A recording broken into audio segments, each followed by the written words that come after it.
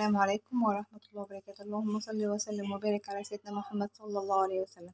ازيكم يا حبايبنا، عاملين ايه؟ يا رب تكونوا بخير وفي افضل حال. خلصنا الغدا بقى واتغدينا والحمد لله.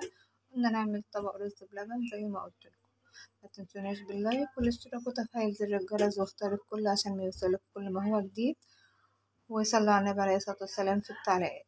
غسلت نقعت الرز وغسلته ونقعته شوية، هحطه بقى في مية نضيفة واغليه. هشغل البوتاجاز عليه يستوي كده في مية نضيفة، وبعد كده انزل باللبن ان شاء الله. انا كنت واخدة مج حاجة بسيطة رز، قولي يعني مج الا ربع.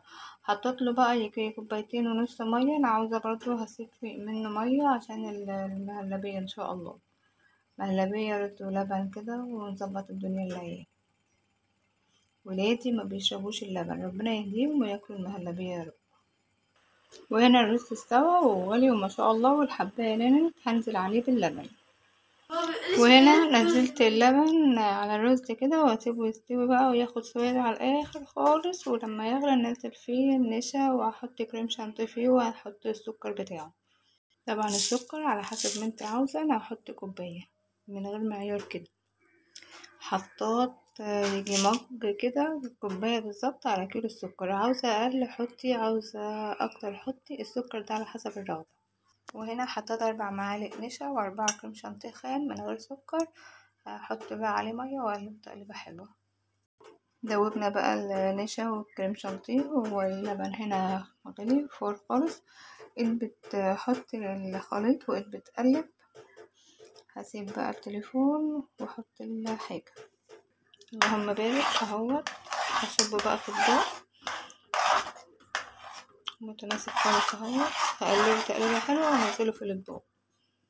وكده اكون خلصتهم. كيلو لبن وشوية المية بتاع الرز 2 4 6 8 10 وطبق مش مالية اطباق عشان العيال بيبقوا ياخدوا معلقة ويسيبوه. عاوزة اقول لكم انا حاطة الرز واللبن حطيت له معلقة جوز الهند، وحطيت كيس فانيليا. وانا بحط النشا حطيت كيس فانيليا وما شاء الله طعمه جميل. جربوا وقولوا رأيكم. والسكر على حسب رغبتك.